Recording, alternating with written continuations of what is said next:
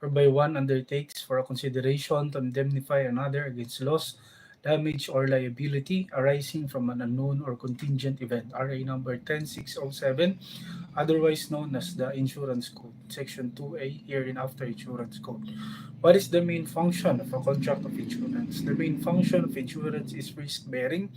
The financial losses of the few are equitably distributed over the many out of a fund premium contributed by all. What it does is to spread the losses over a large number of persons, De Leon and De Leon Jr. The Insurance Code of the Philippines, annotated 2019, page 62 to 63 here and after De Leon Insurance Code. The insured contributes premiums under the risk of receiving nothing in return in case the contingency does not happen. The insurer undertakes to pay the entire sum agreed upon in case the contingency happens. Gaisano versus Development Insurance and Surety Corporation. What are the distinguishing elements of a contract of insurance? The following are the elements of a contract of insurance. The insured has an insurable interest. The insurable interest is subject to a risk of loss by the happening of the designated peril. The insurer's promise is in consideration of the payment of a premium. The insurer assumes the risk, and such assumption of risk is part of a risk distribution scheme. Gulf Resorts Inc. versus Philippine Charter Insurance Corporation. What is the principal object and purpose test? The principal object and purpose test have been applied to determine whether the assumption of risk and indemnification of loss, which are elements of an insurance business, are the principal object and purpose of the organization, or whether they are merely incidental to its business. If these are the principal objects, the business is that of insurance. But if they are merely incidental and service is the principal purpose, then the business is not insurance. Philippine Healthcare Providers Inc. versus CIR. Even if a contract contains all the elements of an insurance contract, if its primary purpose is the rendering of service, it is not a contract of insurance. Philippine Healthcare Providers Inc. versus CIR.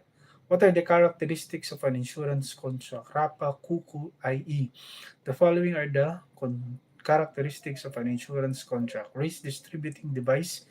All members of a group are exposed to a particular risk, contribute premiums to an insurer, and from these contributory funds are paid whatever losses occur due to the exposure to the peril insured against. Gaisano versus Development Insurance Insurity Corporation.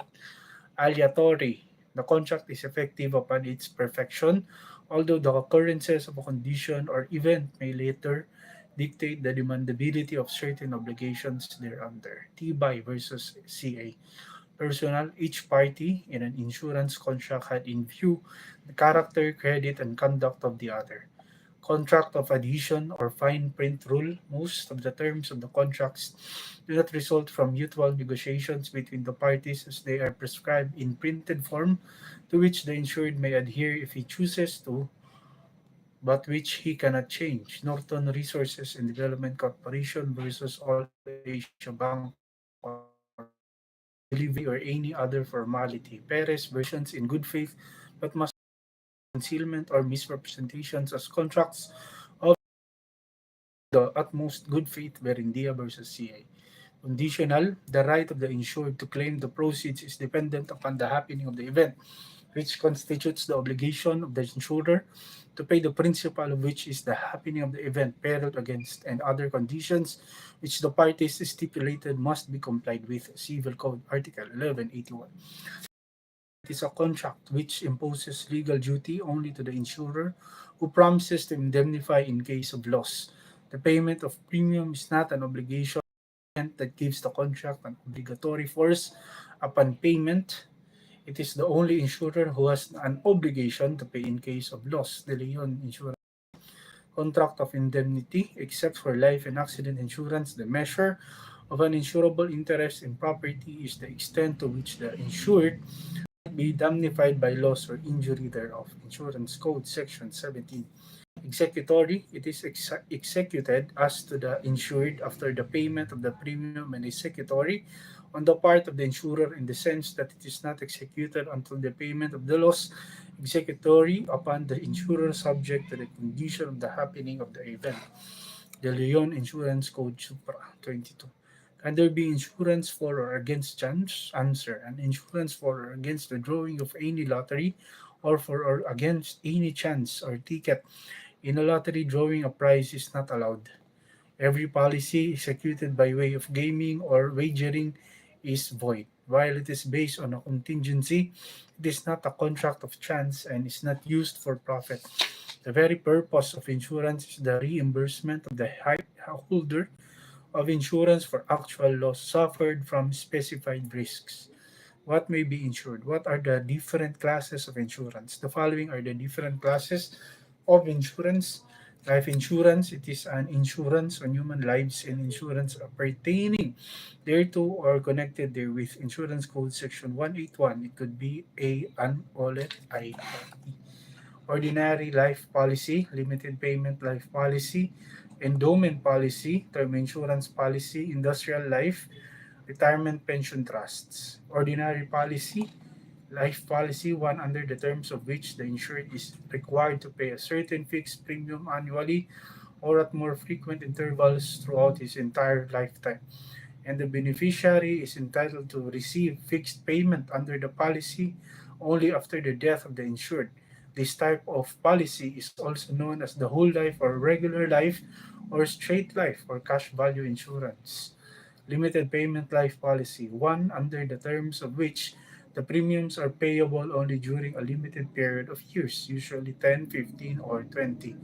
When the specified number of premium payments has been made, the insurance is paid up and fully effective during the insured's life. This kind of policy is also called limited premium insurance policy.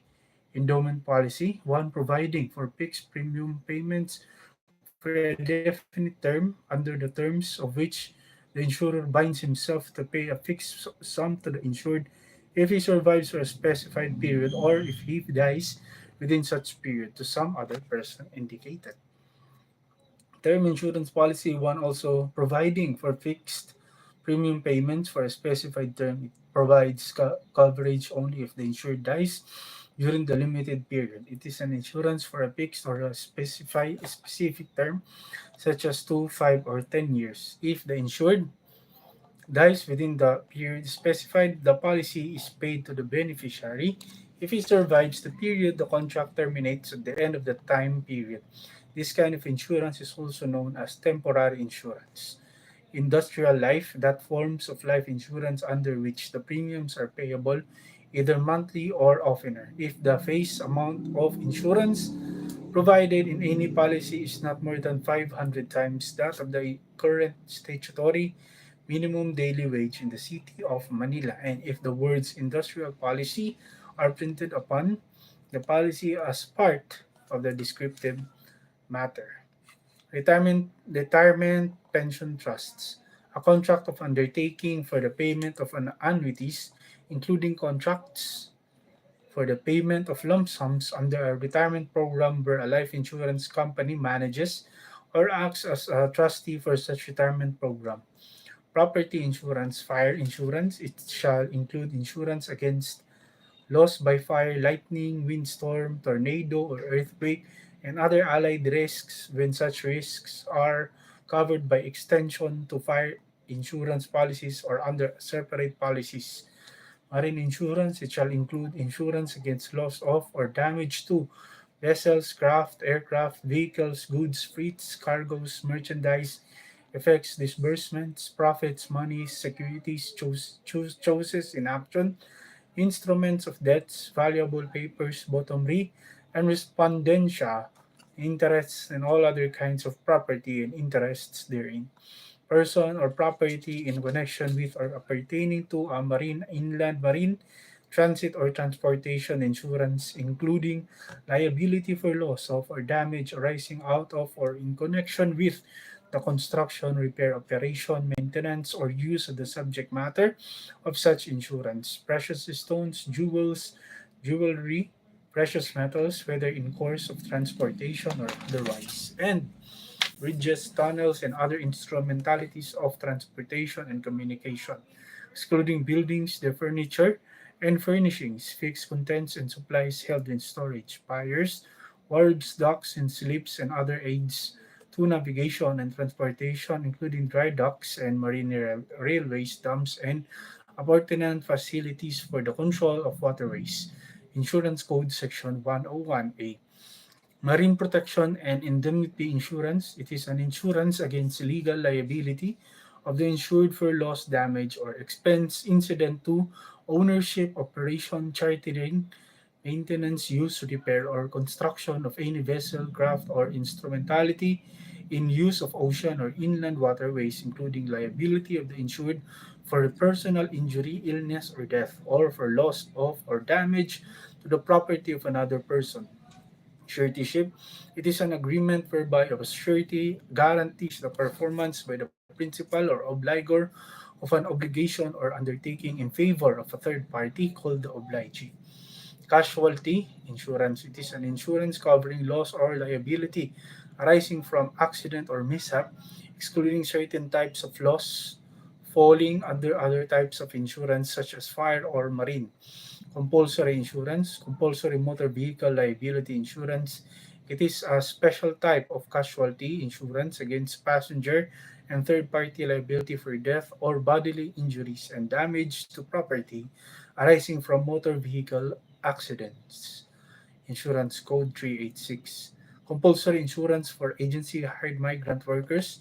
Each migrant worker deployed by a recruitment manning agency shall be covered by a compulsory insurance policy which shall be secured at no cost to the said worker. RA number 8042, otherwise known as Migrant Workers in Overseas Filipinos Act of 1995 as amended by RA number 10022, Section 37A.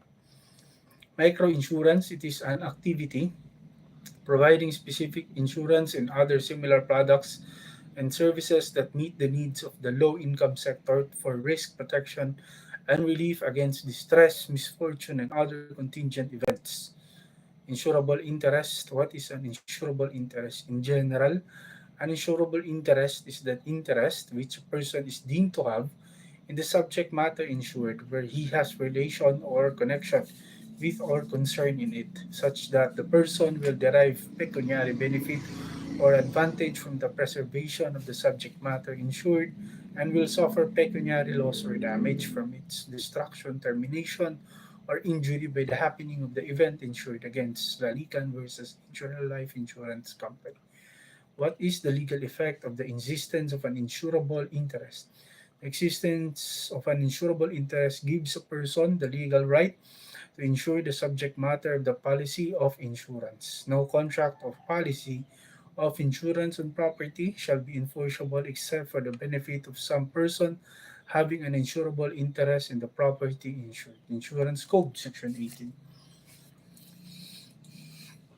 What can be the subject matter of insurable interest? The following can be subject matter of insurable interest: the life and health of himself, his spouse, and his children, any person on whom he depends wholly or in part for education or support, or in whom he has pecuniary interest in, any person under a legal obligation to him for the payment of money or respecting property or services, or which death or illness might delay or prevent the performance, and any person upon whose life any estate or interest vested in him depends.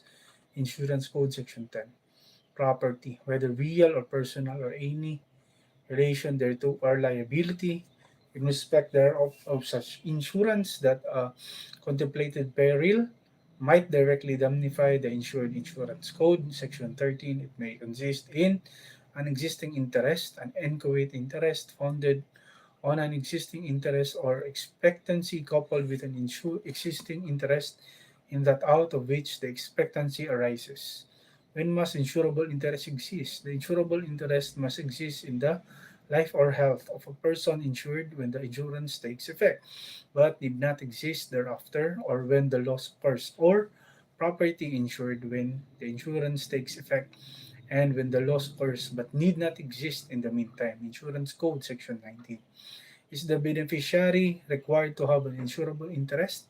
As a general rule, the beneficiary of a life insurance policy did not have insurable interest except in the following cases: If the insured takes out an insurance on the life of another designating himself or herself as beneficiary, the insurable interest on the part of the insured is necessary. If one takes out an insurance on the life of another and designates a third person as the beneficiary, it is necessary for the beneficiary to have insurable interest.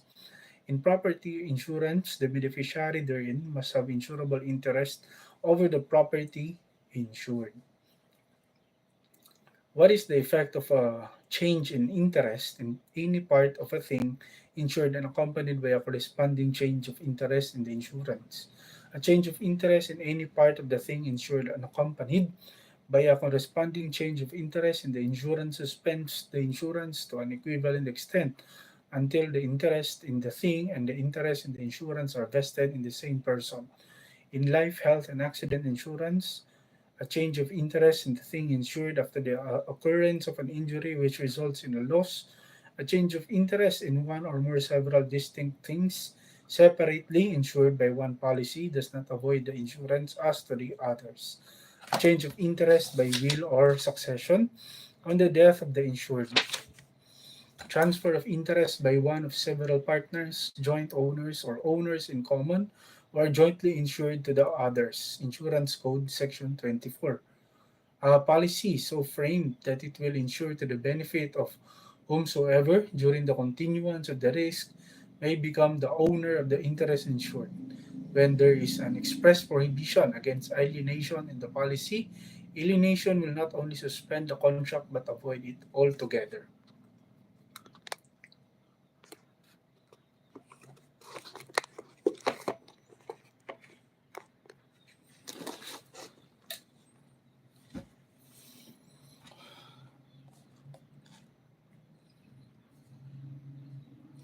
What is a mortgage redemption insurance? Mortgage redemption insurance is a device for the protection of both the mortgagee and the mortgagor. On the part of the mortgagee, it has to enter into such form of contract so that in the event of the death of the mortgagor, during the subsistence of the mortgage contract, the proceeds from such insurance will be applied to the payment of the mortgage debt. As for the mortgagor, in the event of death, the mortgagee obligation will be extinguished by the application of the insurance proceeds to the mortgage indebtedness. Double insurance and over insurance. What is double insurance?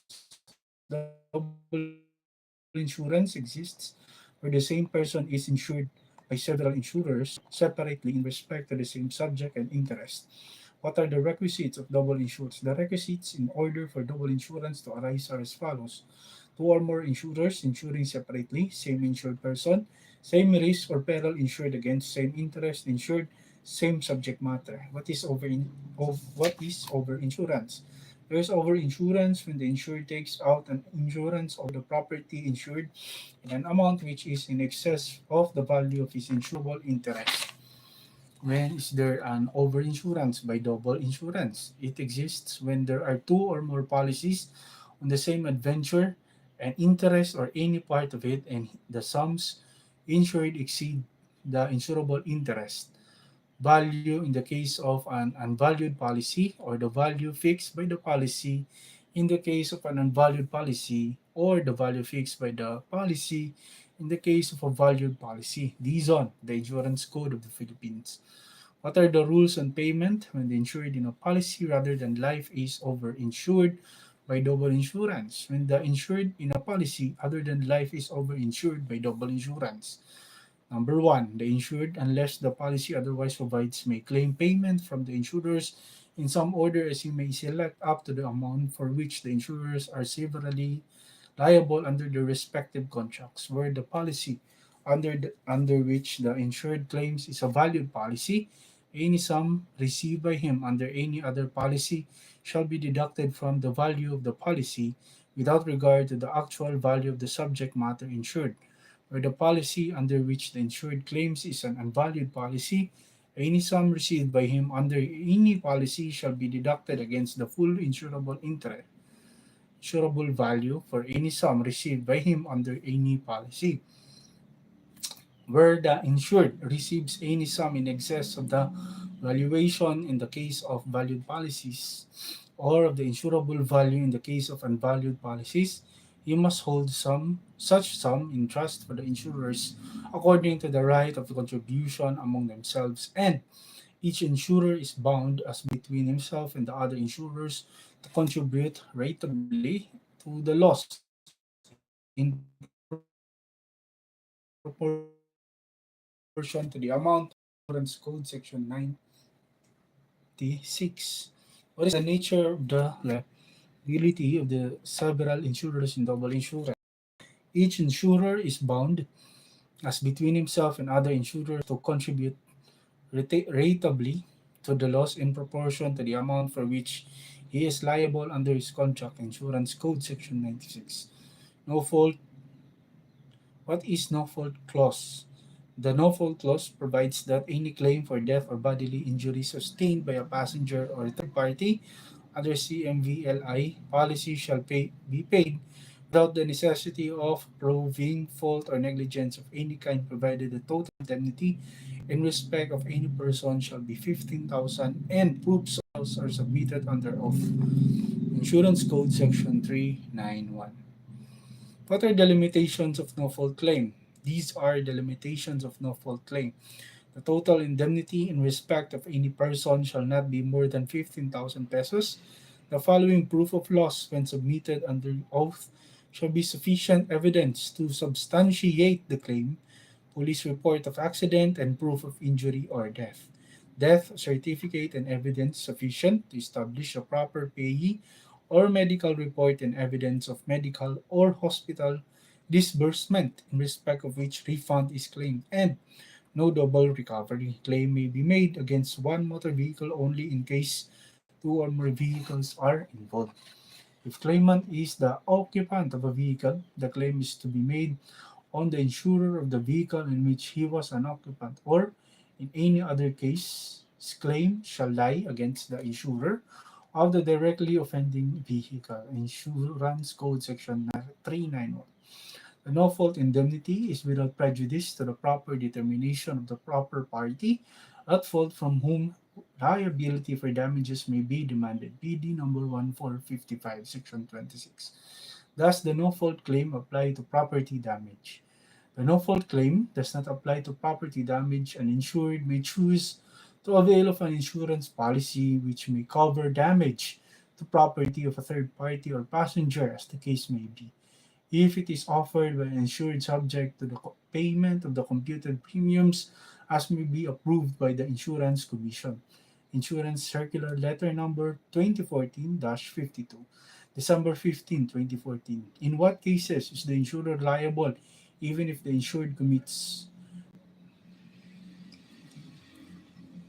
the insurer in a life insurance contract shall be liable in case of suicide only when it is committed after the policy has been in force for a period of 2 years from the date of its issue or of its last reinstatement, unless the policy provides a shorter period, or when it is committed in the state of insanity, regardless of the date of commission.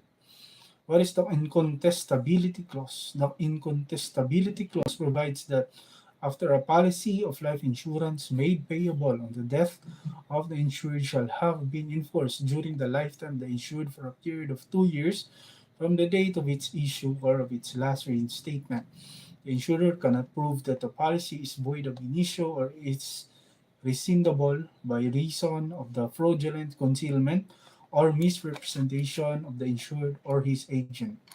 Insurance Code Section 48, Paragraph 2. Perfection of the insurance contract.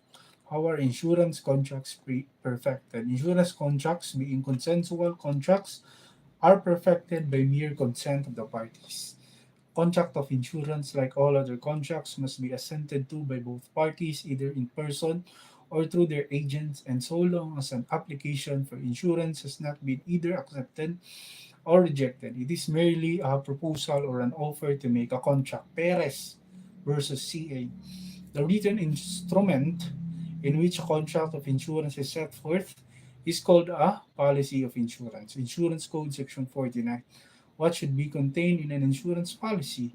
A policy of insurance must specify the parties between whom the contract is made, the amount to be insured, except in the cases of open or running policies, the premium, or if the insurance is of character where the exact premium is only determinable upon the termination of the contract, a statement of the basis and rates upon which the final premium is to be determined, the property or life insured, the interest of the insured in property insured, if he is not the absolute owner thereof, the risks insured against, and the period during which the insurance is to continue. What theory is followed with regard to insurance contracts? Through correspondence. The cognition theory, which states that an acceptance made by letter shall not bind the person making the offer except from the time it came to his knowledge. Enriquez versus Sun Life Assurance Company of Canada. What is the effect? Canada. What is the effect of delay in accepting the application for insurance? Mere delay by the insurer, although unreasonable in acting upon the application, raises no implication of acceptance, nor does it stoop the insurer to deny the existence of the contract. Perez versus CA. Is delivery of the policy required for the perfection of a contract of insurance? Since the contract of insurance is consensual, the delivery of the policy is not necessary for the perfection of the contract. The contract may be completed prior to delivery of the policy or even without the delivery of the policy, depending on the intention of the parties. The policy may contain a provision that states that the insurance is not effective until the delivery of the policy. De Leon Insurance Code Supra at 190. What is the importance of delivery of the policy to be insured? The importance of delivery of policy is it is evidence of the contract and of its terms, and it is conclusive evidence of communication of the insurer's acceptance of the insured's offer. The Leon Insurance Code Supra at 189. What is an insurance premium? It is the agreed price for assuming and carrying the risk. Example, the consideration paid to an insurer for undertaking to indemnify the insured against a specified peril. The Leon Insurance Code Supra at 248. When is the insurer entitled to the payment of premiums? An insurer is entitled to payment of the premium as soon as the thing insured is exposed to the peril insured against Insurance Code Section 77. What is the cash and carry rule? The cash and carry rule provides that notwithstanding any agreement to the contrary, no policy or contract of insurance issued by an insurance company is valid and binding unless and until the premium thereof has been paid. Insurance Code Section 77. What are the exceptions to the cash and carry rule? The following are the exceptions to the cash and carry rule. In case of life or industrial life policy, whenever the grace period provision applies, where the insurer acknowledged in the policy or contract of insurance itself the receipt of premium, even if premium has not been actually paid. Insurance Code Section 79, where the insurer granted the insured a credit term for the payment of the premium and loss occurs before the expiration of the term, where the parties agreed that premium payment shall be installments and partial payment has been made at the time of loss, and where the insurer is an estoppel, as when it has consistently granted a 60 to 90-day credit term for the payment of premiums. Caisano versus Development Insurance and Surety Corporation. What are the requisites for the valid credit extension? The requisites for a valid credit extension are as follows. The credit extension must be provided for under the broker and agency agreements with duly licensed intermediaries. And the credit extension to a duly licensed intermediary should not exceed 90 days from the date of issuance of the policy. Insurance Code Section 77. What is the effect of an acknowledgement of receipt of premium? An acknowledgement in a policy or contract of insurance of the receipt of premium is conclusive evidence to its payment, so far as to make the policy binding, notwithstanding any stipulation therein that it shall not be binding until the premium is actually paid. Insurance Code Section 79. Is payment by installment allowed by insurance contracts? And the import of Section 77 is that prepayment of premiums is strictly required as a condition to the validity of the contract. We are not prepared to rule that the request to make installment payments duly duly approved by the insurer would prevent the entire contract of insurance from going into effect despite payment and acceptance of the initial premium or first installment.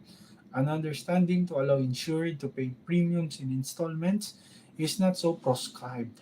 At the very least, both parties should be redeemed in estoppel to question the arrangement they have voluntarily accepted. Makati Tuscany Condominium Corporation versus CA.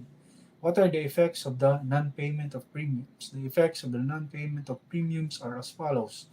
Non-payment of first installment, it prevents the contract from becoming binding, notwithstanding the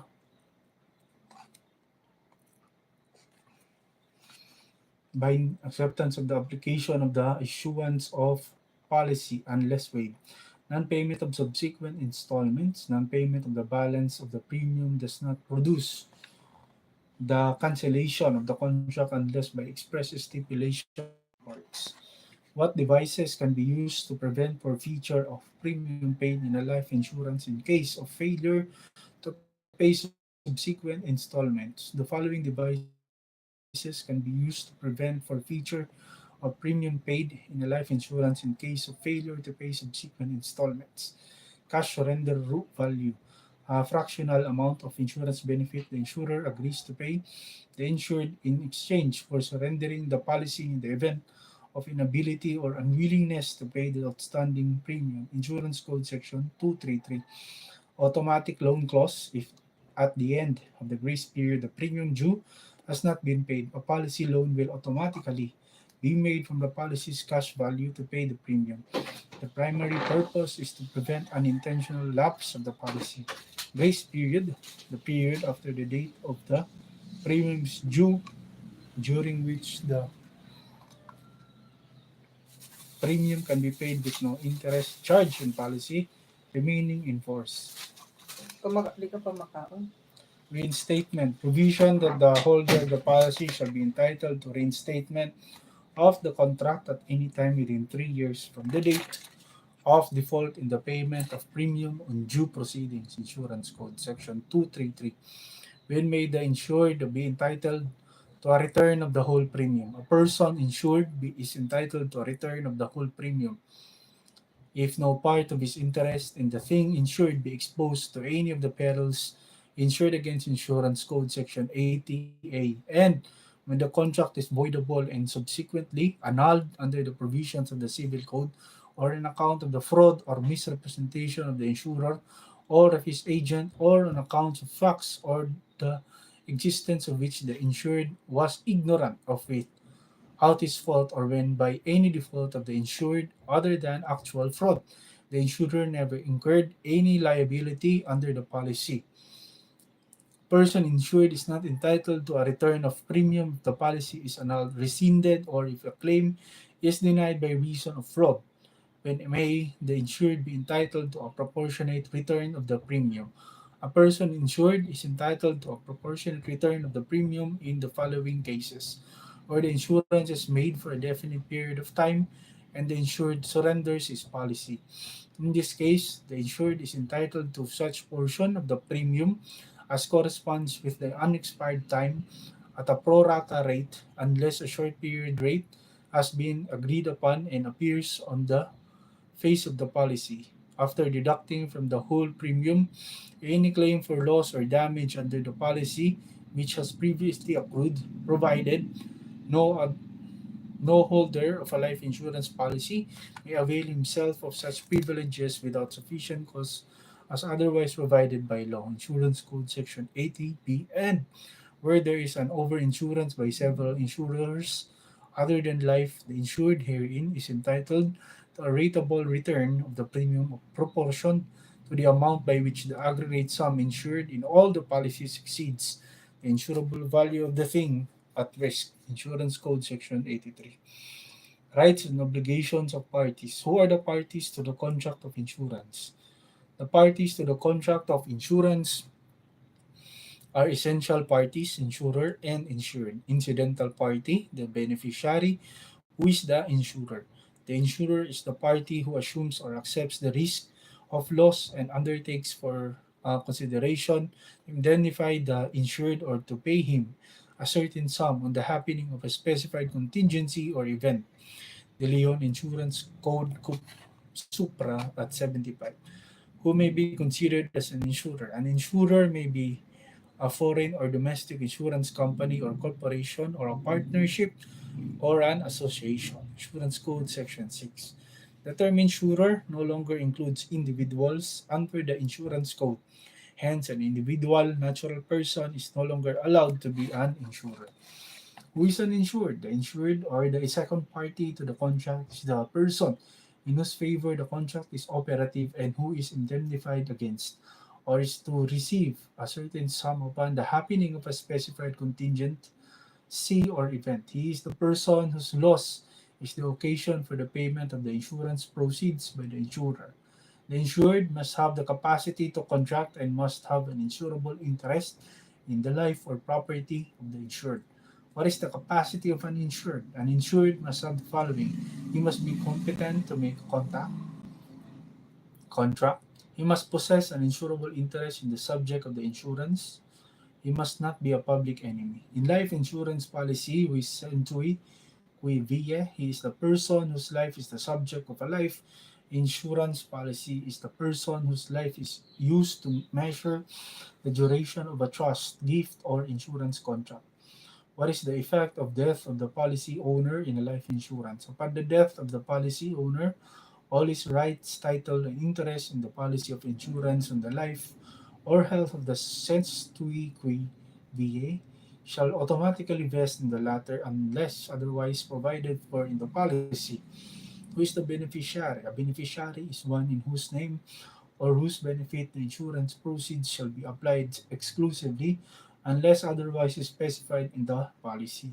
Were disqualified from being beneficiaries of a life insurance policy any person who is forbidden from receiving any donation under Article 739 of the Civil Code cannot be named beneficiary of a life insurance policy by the person who cannot make any donation to him. According to said article, Civil Code Article 2012, the following donations shall be void: those made between persons who were guilty of adultery or concubinage at the time of the donation, those made between persons found guilty of the same criminal offense in consideration thereof, or those made to a public officer or his wife, descendants, and ascendants by reason of his office. His appointment of beneficiary revocable. As a general rule, the insured shall have the right to change the beneficiary he designated in the policy. Insurance Code Section 11. The exceptions where the appointment of a beneficiary is irrevocable are the following: upon the insured's death, provided the insured does not change the designation during his lifetime, and if the right to change the beneficiary is expressly waived in the policy. Insurance Code Section 11. What happens when the beneficiary dies before the life insured? Unless otherwise stipulated in the policy, the beneficiary, even if re- irrevocable, who predeceases the life insured, transmits nothing to his heirs. What is loss? Loss, the injury or damage sustained by the insured in consequence of the happening of one or more of the accidents or misfortune against which the insurer, in consideration of the premium, must undertaken to indemnify the insured. Bonifacio Brothers, INC versus Mora. When is the insurer liable for loss? The insurer is liable for loss in the following instances. Loss, the proximate cause of which is the peril insured against. Insurance Code Section 86. Loss due to a peril not insured against, where the thing insured is rescued from a peril insured against that would otherwise have caused a loss if, in the course of rescue, it permanently deprives the insured of its possession in whole or in part. Loss caused by efforts to rescue the thing insured from a peril insured against. Loss, the immediate cause of which is the peril issued insured against, except where the proximate cause is an accepted peril and loss through the negligence of the insured or of the insurance agents or others. What is the proximate cause? The proximate legal cause is the thing that acting first and producing the injury, either immediately or by setting other events in motion, all constituting a natural and continuous chain of events. each having a close causal connection with its immediate predecessor, the final event in the chain immediately affecting the injury as a natural and probable result of the cause which first acted under such circumstances that the person responsible for the first event should, as an ordinarily prudent and intelligent person, have reasonable ground to expect at the movement of his act or default that an injury to some person might probably result therefrom. VDA de Bataclan versus Medina. What is an immediate cause? The immediate cause suggests proximity in time to the loss. What is usually contemplated is a situation where at least two causes are involved. One cause occurs after the other. What is a remote cause? The remote cause is that cause which some independent force merely took advantage or to accomplish something which is not the natural effect thereof. When should notice of loss be given? In case of loss upon an insurance against fire, notice thereof should be without unnecessary delay. For other non-life insurance, the insurance commission may specify the period for the submission of the notice of loss. Insurance Code Section 90. What is the effect of notice to the agent of the insurer?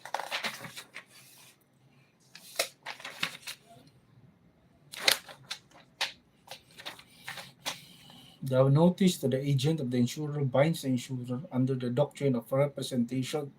Notice to the agent is notice to the principal.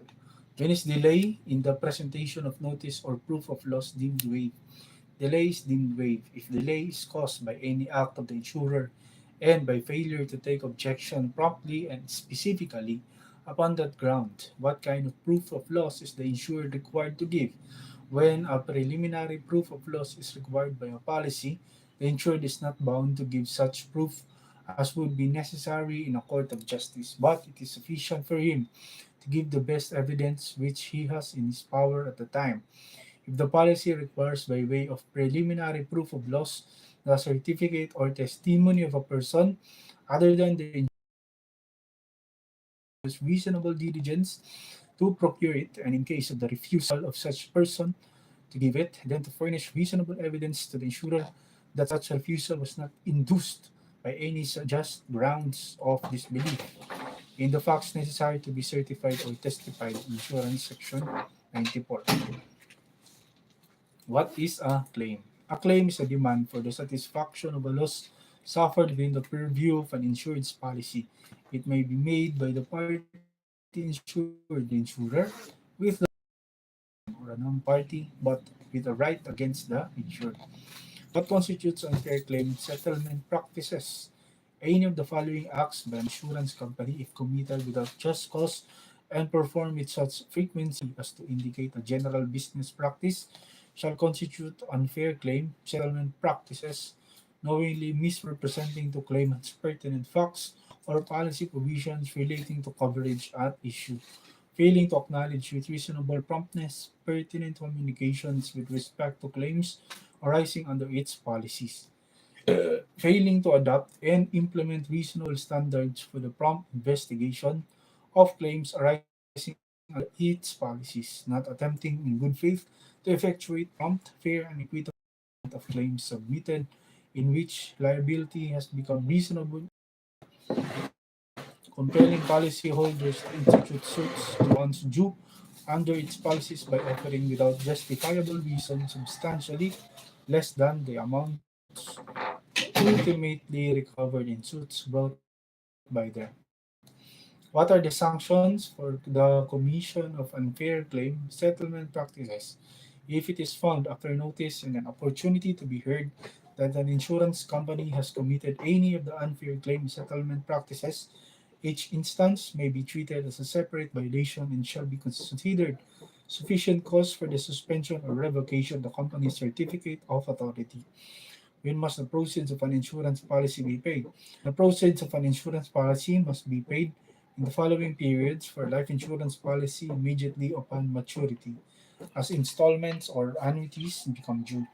In case proceeds are made payable by installments or as annuities under the policy, and within 60 days after the presentation of the claim and filing the proof of death of the insured, in case the policy matures upon the death of the insured. For policy other than life insurance policy, 30 days after proof of loss is received by the insurer and ascertainment of the loss or damages made either by agreement between the insured and the insurer or by arbitration. 90 days after receipt of the proof of loss if no such ascertainment of loss is made within 60 days after the receipt of such proof. There is prima facie presumption of reasonable delay if the insurer fails to pay any such claim within the time prescribed. Insurance Code Section 250. What is the penalty for delay in claim settlement? In case there is an unreasonable delay or denial in the payment of the insured's claim by the insurer, the insured can recover interest at double the legal interest rate fixed by the monetary board, attorney's fees amount of the claim, and expenses incurred by reason the unreasonable withholding. When is delay reasonable? When the refusal or failure to pay is based on the ground that the claim is fraudulent. What is the criminal liability for fraudulent claims of the insured? It is unlawful for an insured to present or cause to be presented any fraudulent claim for the payment of a loss under a contract of insurance, and fraudulently prepare, make, or subscribe any writing with intent to present or use the same or to allow it to be presented in support of any such claim. Any person who violates shall be punished by a fine not exceeding twice the amount claimed or imprisonment of 2 years or both at the discretion of the court. Insurance Code, Section 251. What are the rules on prescription of action to claim on an insurance policy? The rules are the following: a condition, stipulation, or agreement in any policy of insurance limiting the time for commencing an action thereunder to a period of less than 1 year from time when the cause of action accrues is void. In case the claim was denied by the insurer but the insured filed a petition for reconsideration, the prescriptive period should be counted from the date the claim was denied at the first instance and not from the denial of the reconsideration. Sun Life Office Limited versus CA. If the absence of a stipulation or if the stipulation is void, the insured may bring an action within 10 years in case the contract is written. What is subrogation? Subrogation is the substitution of one person in place of another with reference to a lawful claim or right, so that he who is substituted succeeds to the rights of the other in relation to a debt or claim, including its remedies or securities. Lorenzo Shipping Corporation versus Chub and Sons. What is the basis for the right of subrogation in a contract of insurance?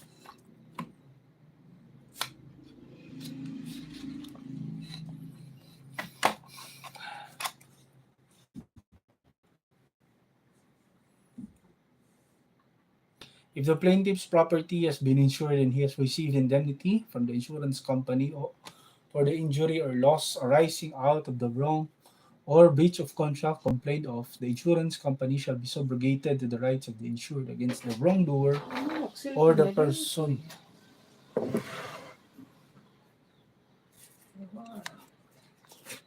Bago ito, may butang ng cellphone. Mga siya, yan ang kukuha na.